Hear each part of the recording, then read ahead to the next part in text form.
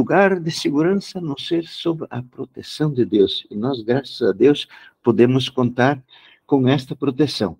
Então, gostaria de cumprimentar a todos. Hoje, nessa quarta-feira, nós temos já a bênção de ter passado a primeira quinzena deste mês, e estamos avançando no 2024, esse ano que promete algo que faz alguém ficar assim, apreensivo.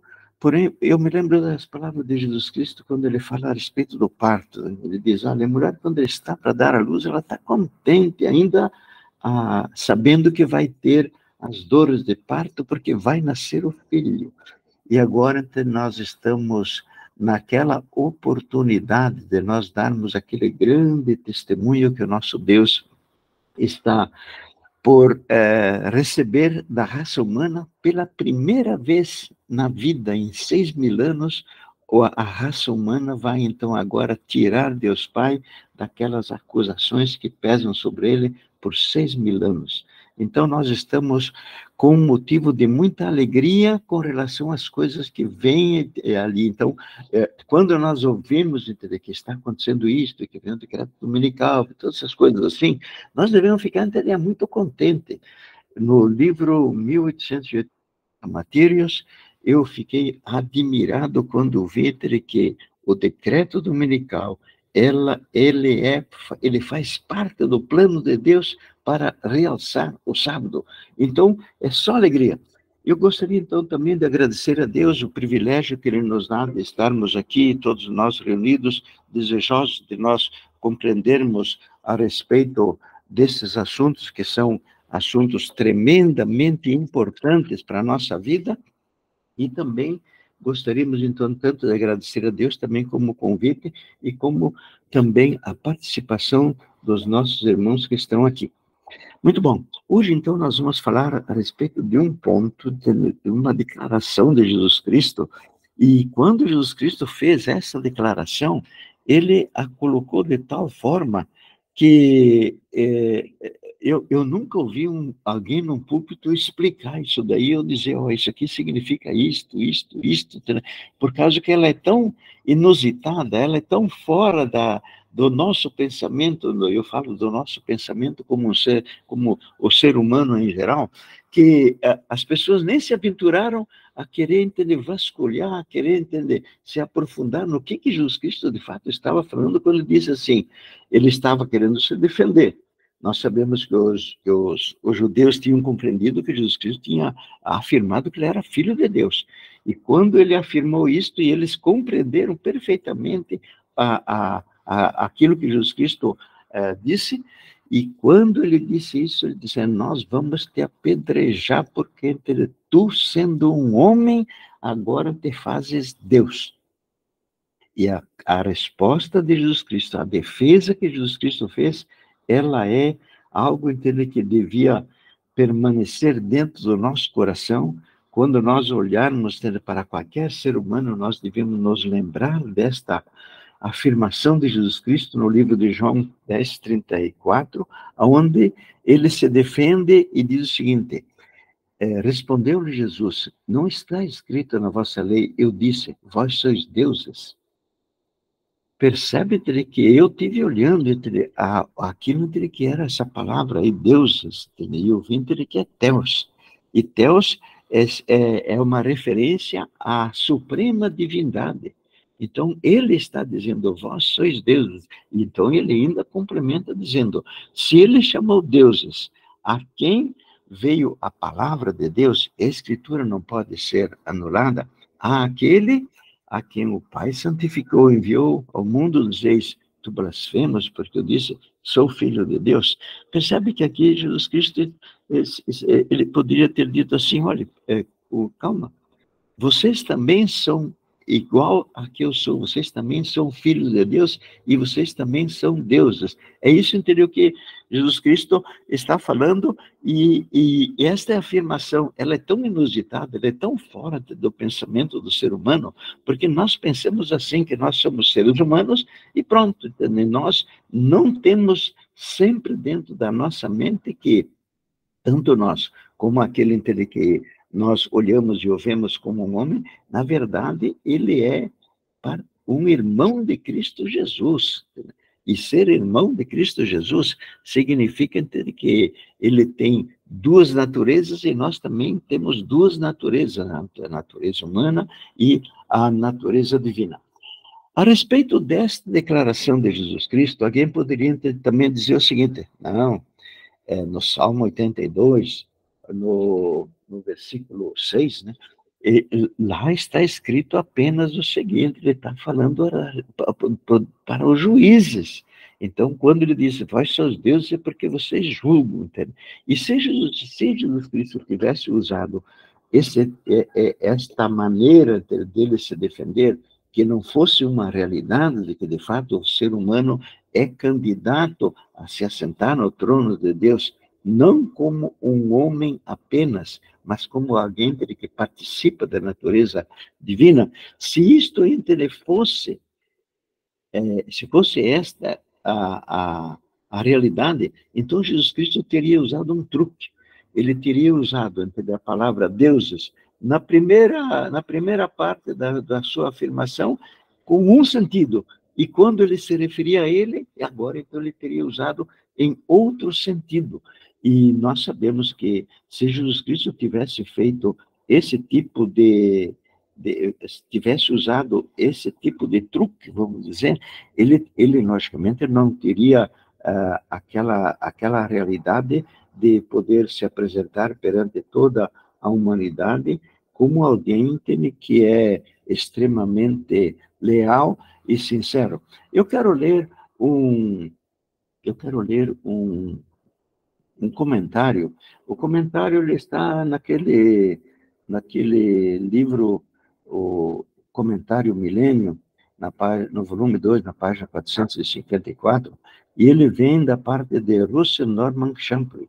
E este nosso amigo, ele escreveu e ele defendeu o fato de Jesus Cristo, então, dizer, e ele defendeu dessa forma.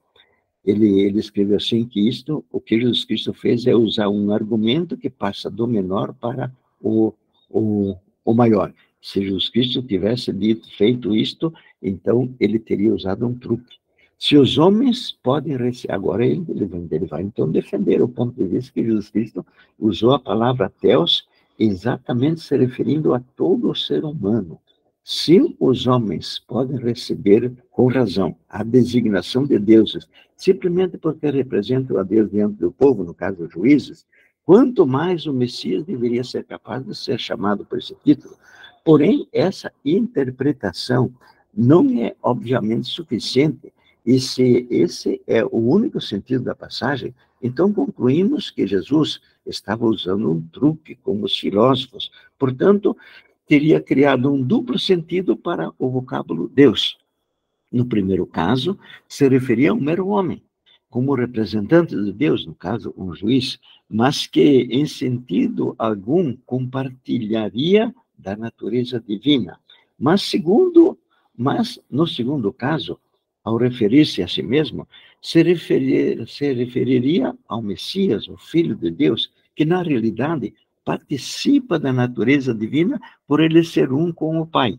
Dessa forma, os dois termos, apesar de serem expressos pela mesma palavra, na realidade seriam representativos de conceitos ou realidades separadas.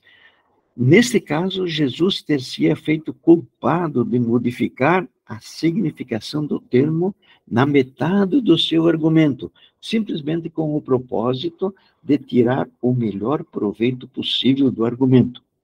Por conseguinte, deve haver uma significação mais profunda para o termo deuses, conforme o mesmo é utilizado em referência aos homens, algo mais parecido com o sentido do mesmo termo ao ser usado em referência à pessoa de Jesus Cristo.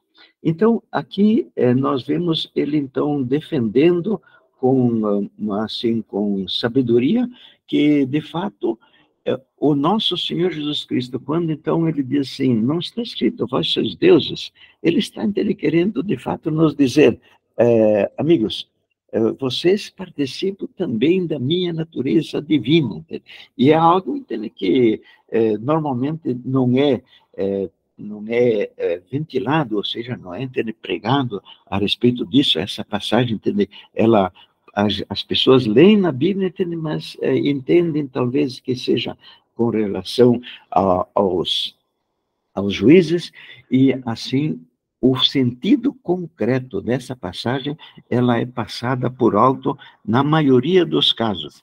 Então, nós vemos que quando Jesus Cristo, então, aqui fez uso desta realidade, quando ele se referiu a que nós somos participantes da natureza divina, logo em seguida nós vamos ler uma porção de citação do Espírito da Profecia, onde Ellen White, então, confirma essa realidade com todas as letras, entende? Com toda a veracidade que, de fato, este é aquilo, entende, que nós cremos, e é também aquilo, entende, que o movimento adventista precisa se colocar bem claro dentro da sua mente.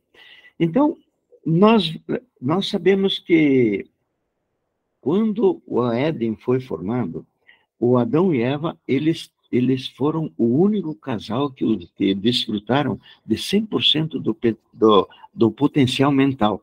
Nós sabemos que as pessoas que fazem esse estudo a respeito do cérebro, elas chegaram à conclusão de que hoje o ser humano está usando alguma coisa perto de 10% do potencial que o cérebro de fato tem. Ou seja, Deus Pai nos colocou assim em marcha lenta, porque se nós tivéssemos hoje a condição de estarmos desfrutando 100% do nosso potencial, nós, de fato, com 10% já estamos, como seres humanos, como humanidade, fazendo tanto tipo de arma, tanto tipo de maldade.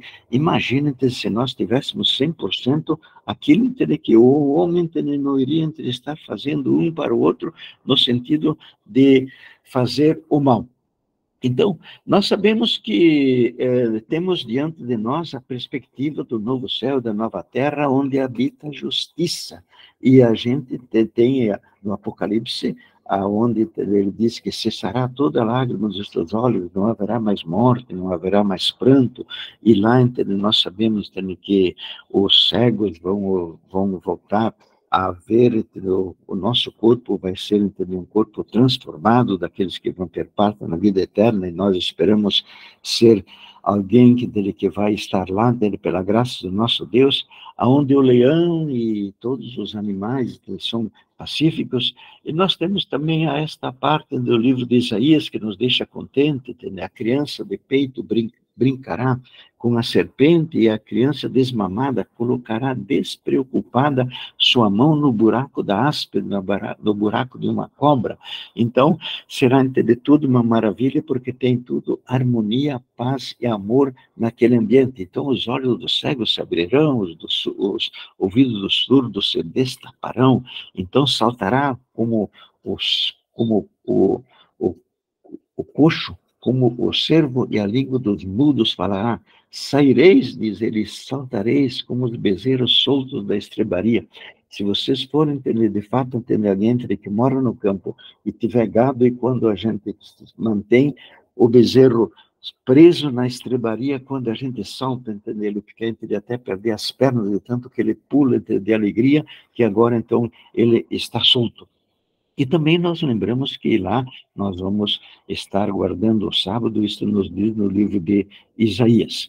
Então, o conceito geral que nós temos dentro do movimento adventista é de que a herança, o galardão que nós vamos receber, que nós, todos os cristãos, aqueles que vão fazer parte daquele grupo dos remidos, aqueles que vão ter a vida eterna, aquilo que eles vão receber é a casinha no alto do monte. Eu me lembro que tem aquele hino que diz: terei uma casa no alto do monte. De fato, eu creio que vamos ter a casa, mas aquilo que o Adão perdeu, aquilo é a esperança da maior parte das pessoas que têm a intenção de um dia estar lá na pátria celestial, é que eles vão receber aquilo que o Adão perdeu.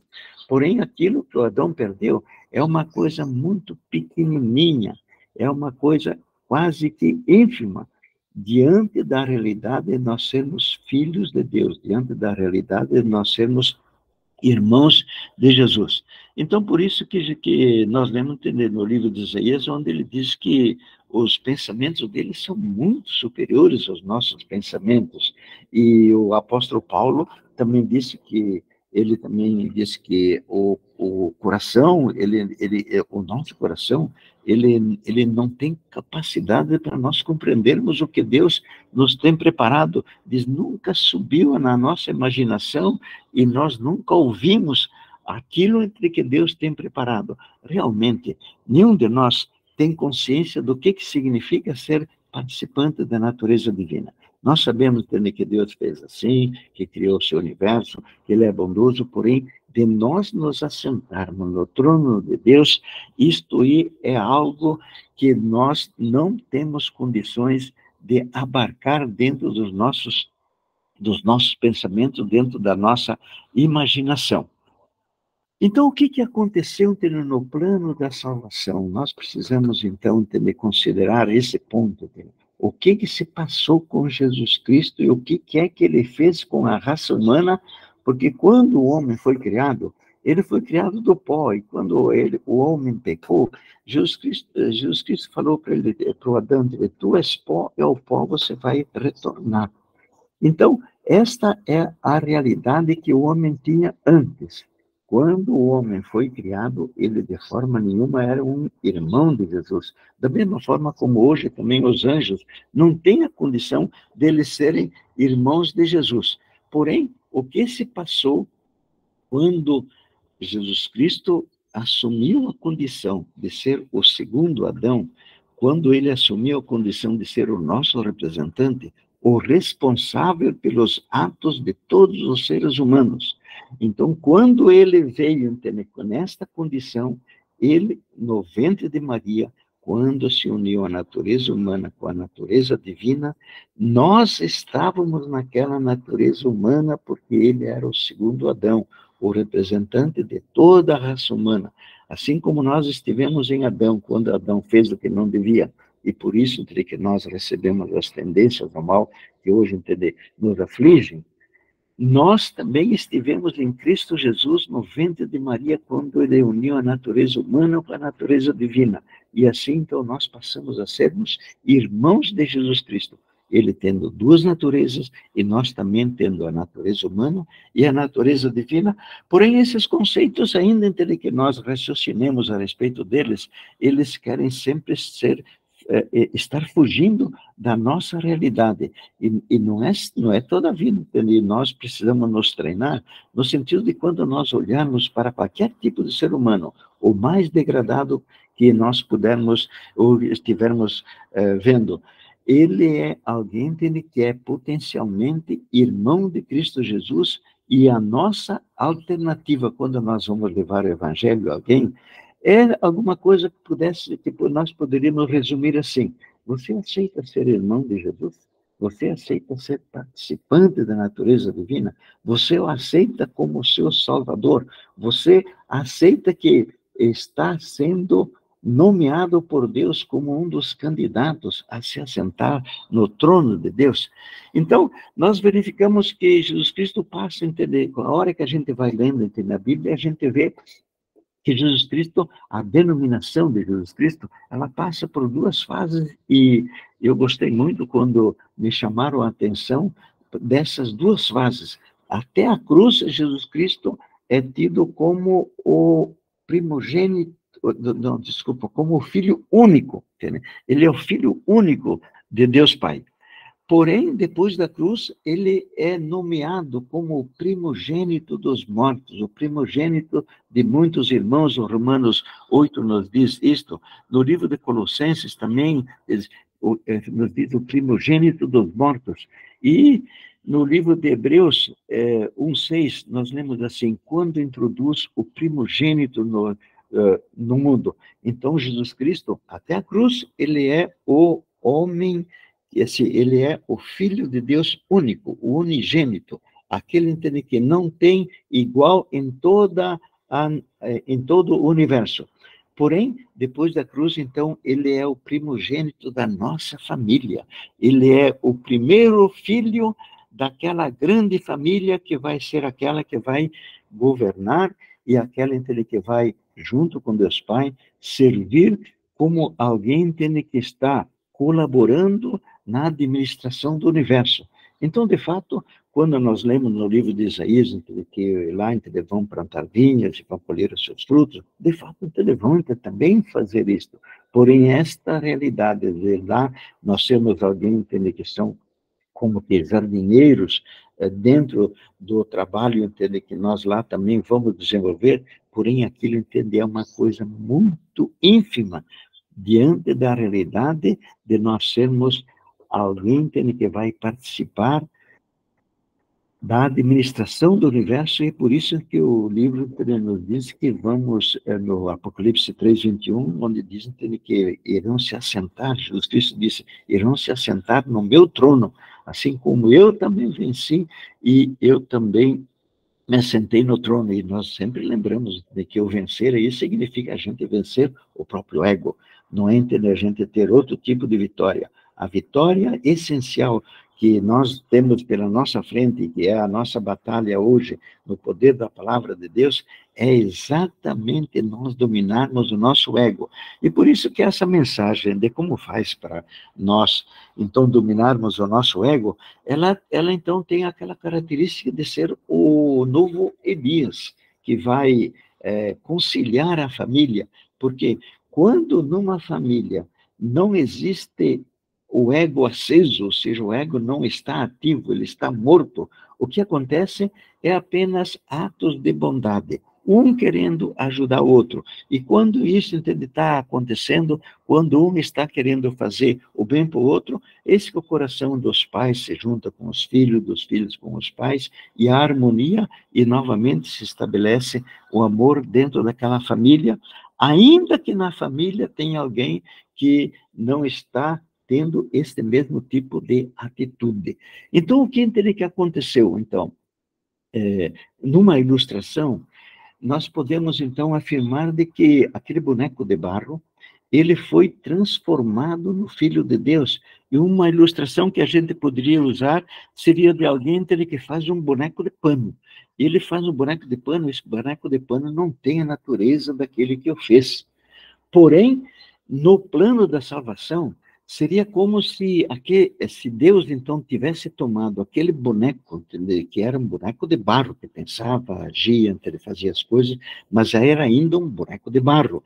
E o Adão esteve na condição de ser este boneco de barro, a gente não sabe por quantos anos, porém, imaginamos entender que foram diversos anos antes de Eva entender fazer aquilo que ela não devia ter feito com relação àquela fruta que era a fruta proibida.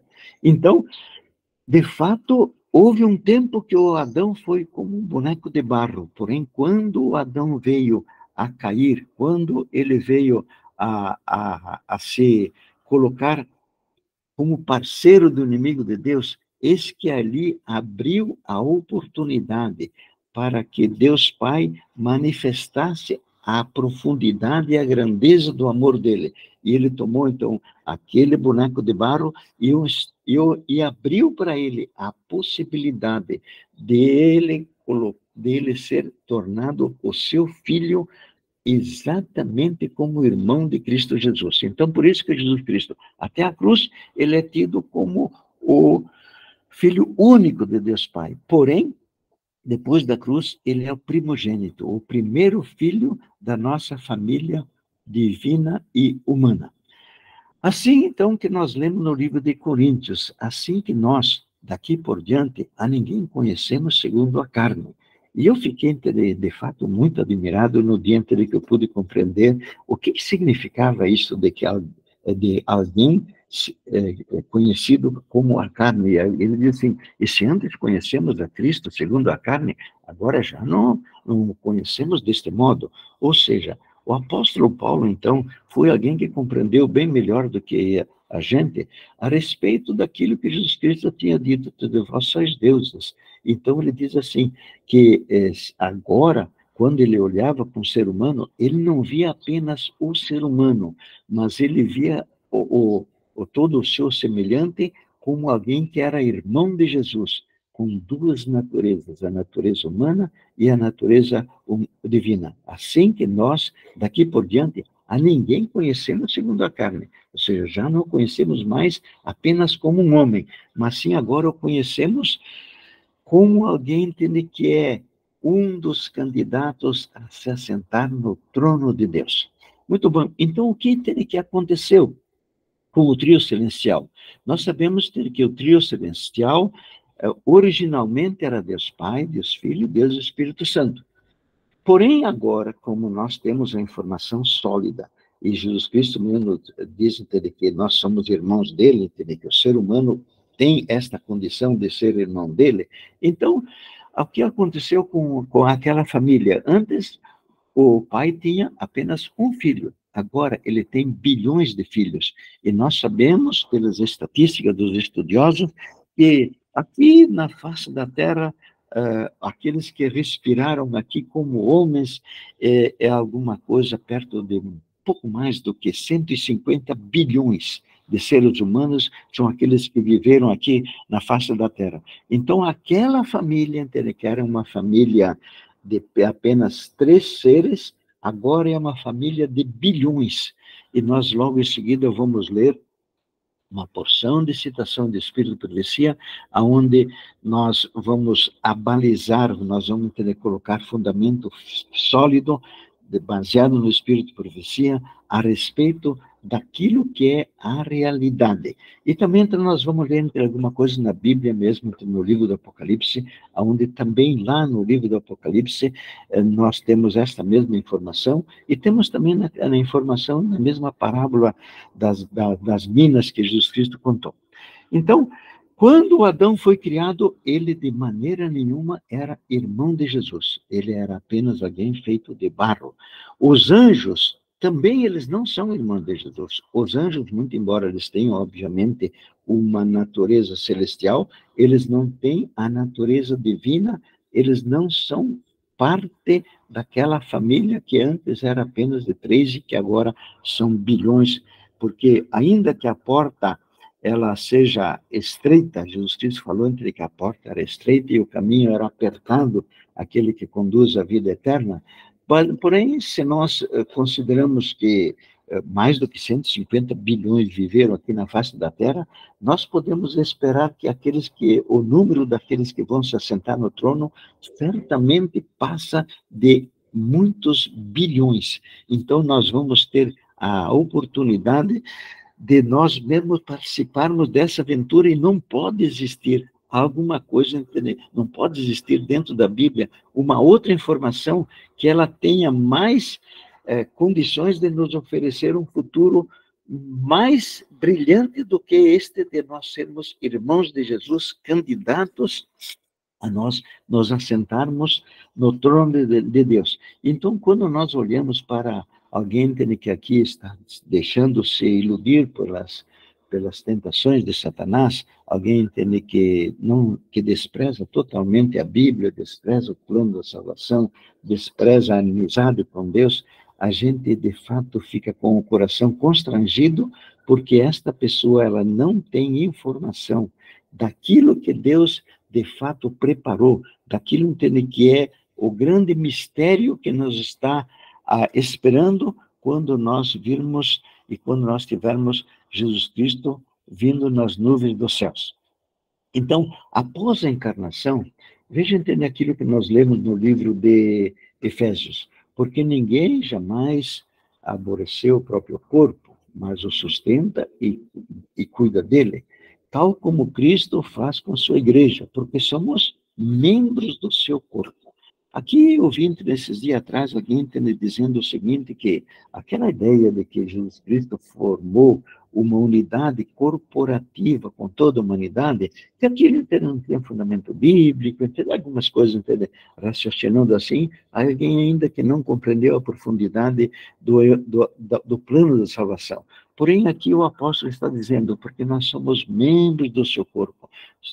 de sua carne e dos seus ossos, ou seja, de fato, Jesus Cristo formou conosco uma unidade corporativa. E lá no ventre de Maria, não somente conosco que o aceitamos, ele formou esta unidade corporativa com todo ser humano. Agora, a oportunidade que Deus está, então, oferecendo é: você aceita ou você rejeita esta oportunidade? Se você rejeitar, Deus Pai aceita a sua decisão. Porém, o anseio de Deus é precisamente que cada um dos seres humanos viesse a se valer da oportunidade que Deus nos abriu de nós sermos alguém que vai participar com ele da administração do universo. E o apóstolo Paulo, então, completa assim: grande é este mistério. E esse mistério é tão grande que, por longos e longos anos, nós nunca tivemos uma explicação bem clara a respeito do que significa ou aquilo, a afirmação de Cristo Jesus, quando ele diz o seguinte: vós sois deuses. E esta realidade é ainda hoje colocada em xeque por aqueles que se dizem os estudiosos da palavra de Deus. Então, os mundos não caídos, eles não formam uma unidade, eles não têm esta realidade de serem membros do corpo de Cristo. E nós, ainda que somos falhos, ainda que nós somos extremamente diminutos, nós lembramos, falamos entender esses dias atrás também, de que quando Deus Pai olha para a Terra, ele diz: olha, a Terra, o tamanho da Terra, comparada com o universo, é como se fosse um pingo que cai do balde, é como se fosse um pó, um grão de pó na balança. Diz: olha, é quase que insignificante. E nós, dentro desta insignificância, estamos nós, então nós somos diminutos, nós somos alguém que, além de tudo, nós fomos desqualificados, porém, temos diante de nós a possibilidade de nós, então, virmos a nos assentar no trono de Deus, de nós participarmos como detentores da natureza divina, de nós nos assentarmos no trono de Deus. Então, quando nós vemos, então, esta possibilidade de que nós sermos co-herdeiros com Cristo, e nós lembramos que, se nós somos herdeiros de Deus e co-herdeiros com Cristo, então nós devemos reconhecer o fato de que a maior bênção que os pais dão para os seus filhos, que vai lá nascer, o que vai ser gerado, é exatamente que ele lhe transfere a própria natureza. Então, se nós somos herdeiros de Deus, co-herdeiros com Cristo, nós, então, temos sempre que ter a lembrança que não são as coisas, né? As coisas têm a sua importância, sem dúvida nenhuma, porém, elas têm uma importância mínima diante daquela realidade de nós sermos participantes da natureza divina. Então, o apóstolo Paulo diz que nós somos herdeiros de Deus e co-herdeiros com Cristo. Então, esta realidade é o algo que vai acontecer precisamente, que vai se abrir os olhos para que nós, de fato, compreendamos isto apenas quando Jesus Cristo estiver vindo nas nuvens dos céus. Quando Jesus Cristo estava falando na sua oração com Deus Pai, ele falou assim: tudo que é meu é teu e o que é teu é meu. Ou seja, Jesus Cristo está falando de que ele participa de todas as coisas que o Pai tem. E agora, então, se nós somos herdeiros de Deus e co-herdeiros com Cristo, nós também, então, somos alguém que está candidato a sermos alguém que tem como propriedade partilhada com todos os seres humanos e com os três primeiros que fizeram parte da divindade, Deus Pai, Deus Filho, de Deus Espírito Santo. Esta realidade é aquela que nós devemos sempre ter em mente. Aquilo que nós lemos no livro de Pedro, quando ele diz o seguinte: graça e paz abundem para vós, pelo conhecimento de nosso Senhor Jesus Cristo, com quem vos foi concedido todas as coisas que pertencem ao poder da divindade. Então, de nós sermos participantes da natureza divina, nós temos a declaração do livro de Pedro em letras bem claras e de uma forma bem fácil de nós entendermos. Então, o que aconteceu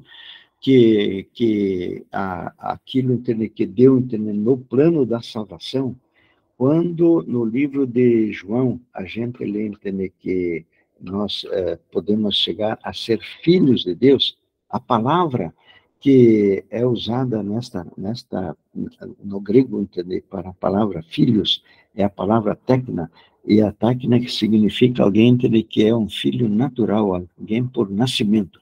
Mas nós lemos também no livro de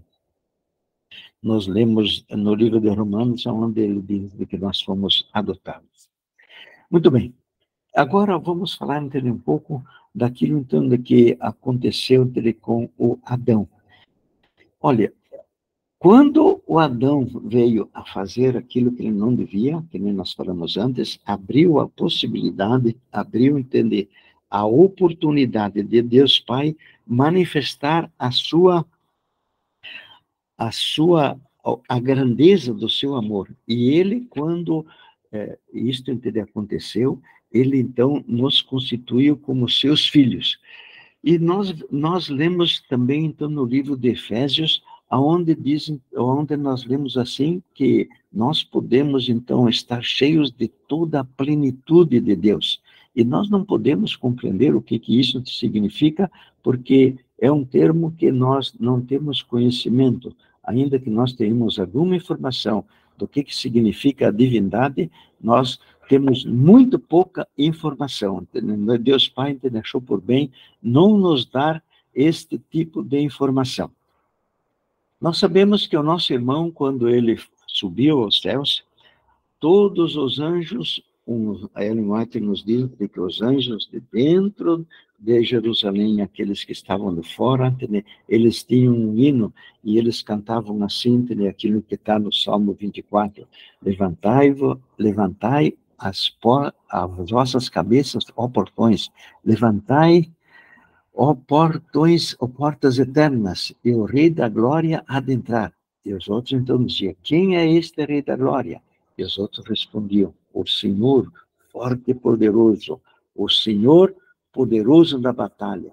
Então, Jesus Cristo foi recepcionado no seu retorno à parte celestial, precisamente como o Rei da Glória, e hoje ele está, segundo o livro de Colossenses, ele está, então, administrando o universo, e, obviamente, ele não está administrando o universo sozinho, entendeu? Porque a divindade sempre trabalha em conjunto. Então, a nossa raça, que nem entre nós, então, agora podemos, então, dizer, eles vão participar da administração do universo. Então, aquela casinha no alto do monte, segundo o nosso hino, é algo importante, sem dúvida nenhuma. É algo importante nós recebermos aquilo que Adão perdeu, sem a menor sombra de dúvida.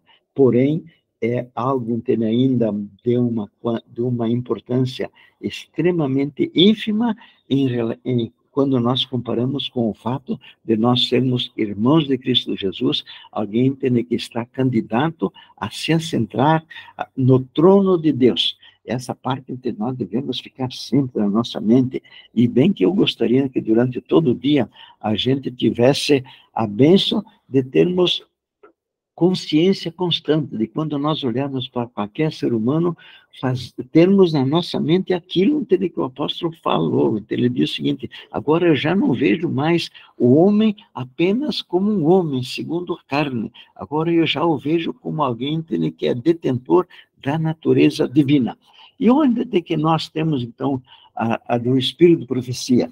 Veja, entender que essa citação aqui do Espírito de Profecia, ela é tão clara, ela é tão redundante, entender que nós deveríamos gravar isso bem da nossa mente. O movimento adventista devia ser despertado para esta realidade, onde nós lemos assim, o homem tem a certeza de que pode tornar-se participante da natureza divina E ela aqui não está falando, entendeu, apenas no caráter.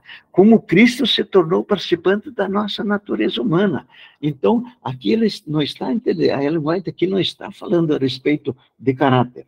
Obviamente que Deus espera que nós tenhamos a bênção de termos Jesus Cristo vivendo a sua vida em nós constantemente. Esse, entendeu, é um dos objetivos, e isto aí é aquilo que é o principal foco da mensagem de 1888 é nós termos Jesus Cristo vivendo a sua vida em nós ininterruptamente. Mas aqui, esta citação, ela está falando exatamente da natureza humana e da natureza divina. O homem tem a certeza de que pode tornar-se participante da natureza divina, como Cristo tornou-se participante da natureza humana. Olha a outra. Cristo tornou-se um conosco, a fim do quê?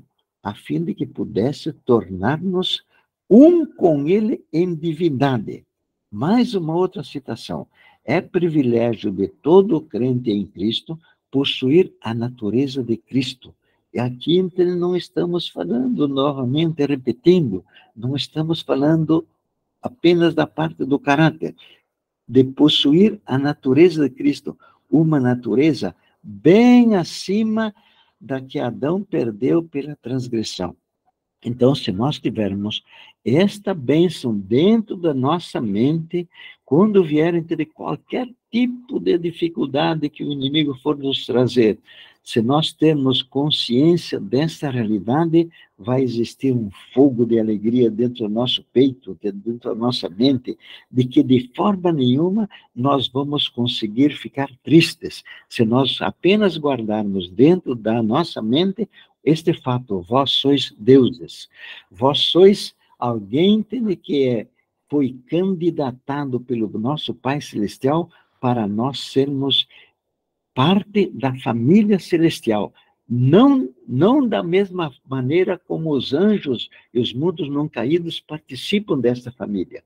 Nós vamos, então, poder, de fato, reconhecer aquilo que o apóstolo João escreveu na epístola dele, no capítulo 3. Ainda não se manifestou o que havemos de ser. Porém, quando Jesus Cristo vier, ele diz, nós seremos semelhantes a ele, ou seja, aquilo que nós hoje temos, então, na nossa natureza, eu vou dizer, então, na nossa natureza divina, ela está, então, imanente, ela está, então, como que velada, porém, quando Jesus Cristo vier, isto vai acontecer de nós termos a bênção de reconhecer este fato e de participar desse fato.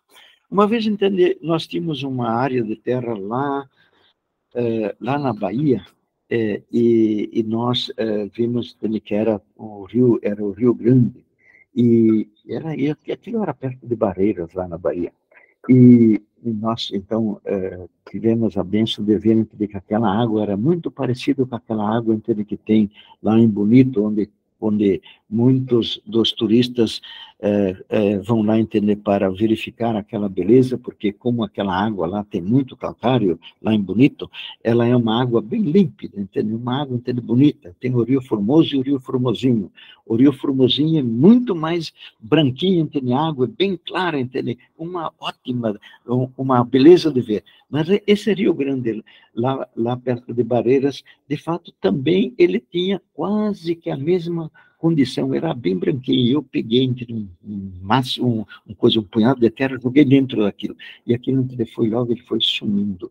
Então, eu creio que quando nós estivermos lá na parte celestial, vamos estar com a natureza humana, com a natureza divina, porém, quem vai prevalecer, certamente que vai ser a natureza divina, que ela vai como que absorver a natureza humana. Mas isso é apenas, entende, uma imaginação.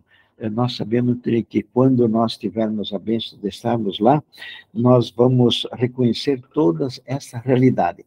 Hoje, apenas nós temos a informação de que isto é uma possibilidade, e é uma possibilidade real, porque nós temos tanto na Bíblia, como no Espírito de Profecia, esta mesma informação.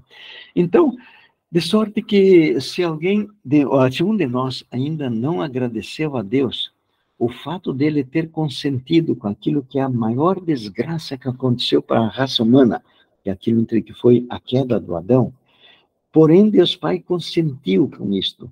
E ele consentiu porque ele viu que havia a possibilidade de agora ele viu um bem muito maior para a raça humana, e que foi precisamente o fato dele nos dar Jesus Cristo como o segundo Adão. Então, se nós ainda não agradecemos o fato de que Deus Pai nos deu o segundo Adão, o fato de que ele, e para ele nos dar o segundo Adão, houve a necessidade de que o Adão viesse a cair. Não que isso fosse, obviamente, do plano de Deus. O plano de Deus, a maneira como Deus gostaria que acontecesse, é que o Adão também tivesse ficado firme na lealdade com Deus, da mesma forma como os mundos não caídos ficaram firmes. Porém, como ele, ao consentir, ele viu algo de extremamente fantástico, algo inusitado. Ele viu nisto a oportunidade dele nos conceder o privilégio de nós sermos participantes da natureza divina. Então, como nós sabemos, eu me lembro daquilo que Ellen White fala, que se porventura nós tivéssemos as informações que Deus tem, nós mesmos iríamos escolher aquilo que Deus Pai consente. Então, se nós ainda não agradecemos esse ponto, ainda temos, então, a oportunidade de fazer. Porque aquilo que o João escreveu foi exatamente isso no primeiro epístola, no capítulo 2, ele diz assim: amados, agora somos filhos de Deus. E quando nós, então, falamos que somos filhos de Deus, nós devemos constatar dentro da nossa mente se temos esta mesma diferenciação entre os anjos, que são filhos de Deus, e os remidos, que também são filhos de Deus. Porém, os anjos não participam da natureza divina, e os filhos de Deus, que são os nossos irmãos que vão estar assentados no trono de Deus, participam da natureza divina. Mas o apóstolo continua: ainda não é manifestado o que havemos de ser. Mas sabemos que quando ele se manifestar, seremos semelhantes a ele. Isso, então, não significa, entender, que hoje nós podemos dizer que nós somos deuses aqui e agora. Não. Nós apenas estamos candidatos a esta bem-aventurança, e nós esperamos que, de fato, isto vai acontecer. Então, quando Jesus Cristo volta para cá, ele vem na sua segunda vinda, e no livro de Apocalipse, no capítulo 19, nós lemos que Jesus Cristo vem com uma faixa, e na faixa está escrito: o Rei dos Reis e Senhor dos Senhores. Alguém poderia entender que esse dos reis ou dos senhores são os governantes que hoje estão aqui exercendo a sua função como os dirigentes de uma nação. Mas não. E aqui, esta palavra aqui, dos reis e dos senhores, está se referindo precisamente aos irmãos de Jesus Cristo. Porque quando Jesus Cristo estiver vindo para cá, nem mais vai existir os reis, nem mais vai existir os governadores, não vai existir presidente, nem primeiro-ministro, nem ministro disso, nem ministro daquilo. Nessa altura, vamos dizer, a constituição da sociedade vai estar totalmente demolida. Então, essas palavras, Rei dos Reis, está se referindo aos irmãos de Cristo Jesus. Ele, então, é o primogênito entre muitos irmãos. Então, nós sabemos que temos, então, esta grande esperança de um dia nós estarmos vivendo esta realidade. Uma outra parte que também é importante que a gente considere dentro desta realidade é porque Jesus Cristo disse assim: bem-aventurados os mansos, porque eles herdarão a terra. E nós sabemos, então, que pela extensão daquilo que daqui a pouco nós falamos, que não vamos ser herdeiros apenas da terra. Mas quando Jesus Cristo ele pronunciou essas palavras, eu creio que ele tinha em mente o fato de frisar para nós de que a terra vai ser o local onde vai estar estabelecida a sede administrativa de todo o universo. Então, no livro de Apocalipse, no capítulo 4, nós vemos lá onde hoje está o centro administrativo do universo, onde tem Deus Pai, Deus Espírito Santo, tem Jesus Cristo e os anjos, aqueles 24 anciões que nós não sabemos quem de fato são, e também com aqueles 4 criaturas viventes, aqueles 4 seres viventes. Não temos boa informação, entendeu? Ellen White não nos trouxe, eu creio, esta informação, pelo menos até agora, eu não cheguei a compreendê-la e também não cheguei a ter esta informação, e pode ser que eventualmente tenha. Então, de fato, nós temos que a Terra vai ser a sede administrativa, porque foi aqui onde Jesus Cristo empoeirou seus pés, e foi aqui onde ele derramou gotas de sangue lá no Getsemane. Então, a Terra é hoje o melhor de todos os lugares para lembrar o grande amor que Deus tem e que Deus demonstrou quando ele nos deu Jesus Cristo como o segundo Adão. Agora vamos falar um pouco a respeito da parábola das minas. Nós lembramos que na parábola das minas tinha quem entende que a mina dele, e nós sabemos que a mina significa o quê? A vida, o corpo, os talentos e os bens que Deus Pai nos deu a cada um de nós, para nós os administrarmos para Ele, para nós fazermos o bem, tanto a Deus Pai, como também para os nossos irmãos e também com todas as criaturas que estão aqui respirando o ar juntamente conosco. Então, nós sabemos, então, isso é algo, entende, que nós não precisamos repetir, que entende, foi lá e disse, a minha mina rendeu 10. Ele disse, ótimo, você vai ser governador de 10 cidades. E aquele outro que havia dito, ele se apresentou e disse, a minha mina rendeu 5. Ele disse, ótimo, você ele vai ser alguém que vai governar sobre 5 cidades. A pergunta que sempre, então, nós devemos nos fazer é, quem são os habitantes dessas cidades? Não podem ser os remidos, porque os remidos já vão ser aqueles que vão ser os governadores dessas cidades. Obviamente, aqui nós estamos tratando de simbologia. Jesus Cristo usou esta palavra cidades se referindo a algo, entender, referente a que os remidos iriam governar uma parte do universo. Então, ele diz, de acordo com aquilo que você fez, com a vida, o corpo, os talentos, os bens, você vai ter definido por toda a eternidade a sua função durante toda a vida eterna. Então, aqueles habitantes, nós sabemos que eles não podem ser os remidos, então só resta uma oportunidade e uma alternativa.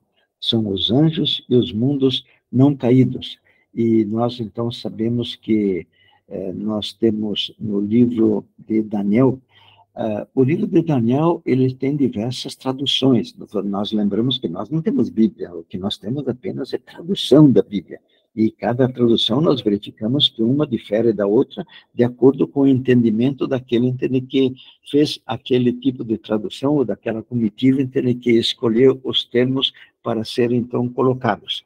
Porém, é notável que na revista, na versão estándar revisada e também naquela Bíblia dos Testemunhos de Jeová, quando diz assim, que no livro de Daniel 7, no versículo 27, ele diz, e o seu, ele está se referindo aos salvos, reino, é um reino de duração indefinida, e a eles é que servirão e obedecerão todos os domínios. E nós sabemos que a lei que prevalece lá na pátria celestial é a mesma que Jesus Cristo falou que ele estava vivendo aqui. Eu vim para servir e não para ser servido. E nós sabemos que, então, os remidos vão poder estar ajudando a todos os componentes do universo. E no livro do Apocalipse também nós temos esta mesma realidade. Se alguém de vocês depois quiser ler, está no Apocalipse 2, no versículo 26 a 27, onde nós lemos assim, ao que vencer, então, de novo, nós lembramos, ao que vencer o ego, aquele que permitir que Jesus Cristo venha e subjugue o seu ego, ao que vencer e guardar as minhas obras até o fim. E nós nos lembramos que quando os judeus falaram assim, o que é que a gente faz para fazer as obras de Deus? Jesus Cristo disse, ou vocês devem ter de acreditar naquele, deve ter fé na palavra de Deus, deve ter fé naquele que ele enviou, devem crer. E ao que vencer e guardar as minhas obras até o fim, a ele darei poder, ou seja, autoridade sobre as nações. Quais são essas nações? Não são as nações aqui, porque nessa altura não existe mais nenhum ser humano e nenhum ser maligno em pecado, já perderam toda a vida. Terá então autoridade sobre as nações, ele as governará com cetro de ferro. E nós sabemos que o cetro de ferro é a lei do amor, a lei do serviço. E nós sabemos que aquilo entende que é a grandeza dentro do cristianismo não é aquele que recebe, mas sim aquele que dá, aquele entende que está ajudando, aquele que está fazendo o bem e não aquele que está sendo objeto de alguém entende que está lhe fazendo o bem. Então, no Salmo 116, nós lemos assim: com que pagarei a Yahvé por todos os seus benefícios para comigo? Eu quero frisar com todas as letras que é impossível que exista uma outra informação que seja mais auspiciosa, que seja mais prometedora do que este fato de nós sermos irmãos de Jesus. Alguém, ele mesmo nos intitulou como deuses. Com que pagarei a Yahvé por todos os seus benefícios para comigo? Tomarei o cálice da salvação, invocarei o nome do Senhor e cumprirei os meus votos a Yahvé diante de todo o povo. Nós nos lembramos que no dia do nosso batismo nós fizemos alguns votos e depois do batismo nós também ainda estamos repetindo esses mesmos votos de sermos leais. E por isso que o apóstolo Paulo diz o seguinte, que ele prosseguia para o alvo. Ele prosseguia para aquele alvo de ser cumpridor de todos os votos que o nosso Pai deseja. E o de todos os votos que nós temos, eu creio que o mais essencial de todos eles é de nós sermos uma daquelas testemunhas que Deus Pai está precisando. Por que sermos uma dessas testemunhas? Porque se nós tivermos a bênção de sermos uma dessas testemunhas, o que vai acontecer é que Jesus Cristo estará vivendo a sua vida em nós ininterruptamente. Gálatas 2:20 vai ser a constante da nossa vida. E se já está acontecendo isto, glória ao nosso querido Deus e Pai, porque é Ele que está fazendo esta bênção de nos possibilitar. Ele já nos possibilitou o segundo Adão, e agora ele está possibilitando que o segundo Adão viva a sua vida em nós. E nós sabemos, quando Jesus Cristo diz o seguinte, ele estava fazendo a sua oração, ele disse assim para Deus Pai, eu neles e tu em mim. Então significa que quando Jesus Cristo estiver vivendo, e quando ele está vivendo a sua vida em nós, ele não está sozinho, ele está vivendo por obra do Espírito Santo, mas quando ele está vivendo em nós, Deus Pai também está vivendo. E por isso que Jesus Cristo disse que se alguém fosse alguém que lhe obedecesse, alguém que estivesse cumprindo a sua vontade, a vontade de Deus Pai, a lei de Deus, ele diz que viremos a ele e faremos morada. Ele usa o plural, porque é o Pai, o Filho e o Espírito Santo tem este desejo, então, de nos, não só nos constituir, porque quando ele nos criou, ele já nos criou para nós sermos templo do Espírito Santo, mas ele gostaria muito de que, com instante a instante, ininterruptamente, nós viéssemos a ser aquele templo onde a divindade está vivendo a sua vida em nós. Muito bem, no livro de Salmo 126, eu sei que tem diversas aplicações, mas eu creio que temos também esta aplicação de colocá-la assim dentro da nossa existência. Quando o Senhor restaurou a sorte de Sião, então nós podemos entender que no dia de Cristo Jesus é que a sorte da raça humana vai ser restaurada, porque nós vamos receber não apenas aquilo que o Adão tinha lá quando ele foi criado, mas muito mais, porque está escrito que onde abundou o pecado, superabundou a graça. Então o salmista diz assim, ficamos como quem sonha. Então a nossa boca se encheu de riso, a nossa língua de júbilo. Então, entre as nações se dizia, grandes coisas o Senhor tem feito por nós. E daí eu também entendo bem o reconhecimento.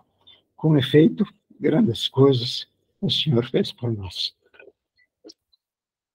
Senhor nosso Deus, nosso Pai querido, muito obrigado, em nome de Jesus. Amém.